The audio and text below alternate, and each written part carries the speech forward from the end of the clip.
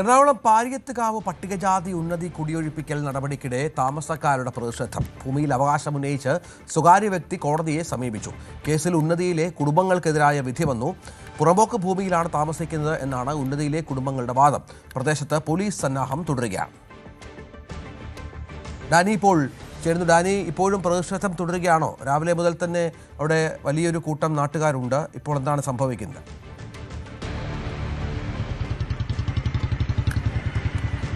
രഞ്ജിത, ഈ പ്രതിഷേധം അതിൽ ആദ്യഘട്ടത്തിൽ വലിയ രീതിയിലുള്ള ഒരു വാക്ക് തർക്കത്തിലേക്കെല്ലാം പോയെങ്കിൽ ഇപ്പോൾ അവർ അന്തരീക്ഷമൊന്നും മായപ്പെട്ടിട്ടുണ്ട്. പക്ഷെ ആരും തന്നെ പിരിഞ്ഞു പോയിട്ടില്ല. ഇവിടെ ഈ കോളനിയിലേക്ക് കടക്കുന്ന ഭാഗത്ത്, ആ വഴിയുടെ ഭാഗത്തുനിന്ന് അവർ സമരം തുടരുക തന്നെയാണ്. ഇതൊരു 15ാം തവണയാണ് അവിടെ കുടിയൊഴിപ്പിക്കാനായിട്ട് പോലീസ് എത്തുന്നത്. പോലീസ് സന്നാഹത്തോടുകൂടി അഭിഭാഷക കമ്മീഷൻ എത്തുന്നത്. അഭിഭാഷക കമ്മീഷൻ പറയുന്നത് കോടതിയുടെ കൃത്യമായൊരു ഉത്തരവ് ഇക്കാര്യത്തിലുണ്ട്. ഇവരെ ഒഴിഞ്ഞ് പോകണം എന്നുള്ള അടക്കമുള്ള കാര്യങ്ങളെല്ലാം തന്നെയുണ്ട്. പക്ഷേ അത് ഈ പ്രതിഷേധം ഉയർത്തിക്കൊണ്ട്, ക്രമസമാധാന പ്രശ്നം ഉയർത്തിക്കൊണ്ട് പലതവണയായിട്ട് ഇത് നടക്കാതെ പോവുകയാണ് എന്നതടക്കമുള്ള കാര്യങ്ങളാണ് അഭിഭാഷക കമ്മീഷൻ പറയുന്നത്.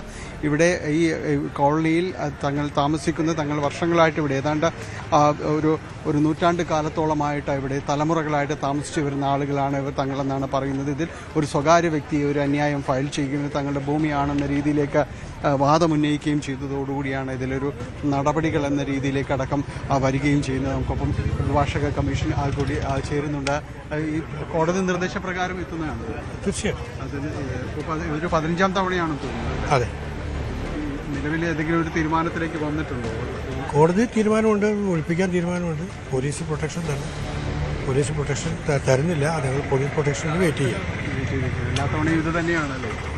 ഇത് തന്നെയാണ് തടയൽ സ്ഥിരമായിട്ടൊരു മാർഗമായിട്ട് എടുത്തേക്കാണ്. കോടതി വിധി എങ്ങനെ നടപ്പാക്കില്ല എന്നാണ് ഈ സമരക്കാരുടെ രീതി. കോടതി അലക്ഷ്യമാണ്. തീർച്ചയായിട്ടും കോടതി അലക്ഷ്യമാണ്.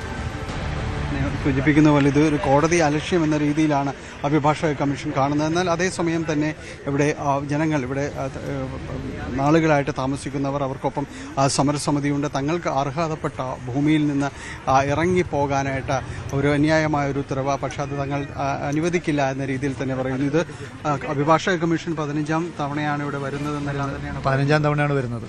14 തവണയും മടങ്ങിപ്പോയി. ഇതേ സമീപനം സ്വീകരിച്ചു.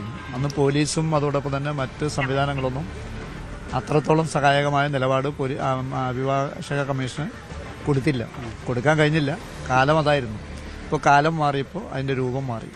അപ്പോൾ മുഴുവൻ സാധ്യതകളും ഉപയോഗപ്പെടുത്തി ഇവരെ അടിച്ചിറക്കാൻ വേണ്ടിയാണ് വന്നിരിക്കുന്നത്. അതിനോട് ഞങ്ങൾക്ക് യോജിപ്പില്ല, ഞങ്ങൾ അംഗീകരിക്കില്ല. വർഷങ്ങളായിട്ട് ഇവർ താമസിക്കുന്നു. ഇവരെ ഏതാണ്ട് ഒരു 100 വർഷത്തോളമായെന്ന് എനിക്ക് തോന്നുന്നു. കൃത്യമായിട്ട് 4 5 തലമുറയായി.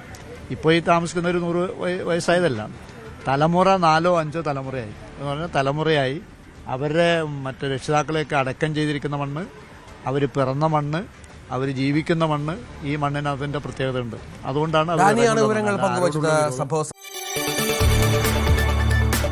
കൂടുതൽ വാർത്തകൾക്ക് News 18 Keralam YouTube channel subscribe ചെയ്യുക.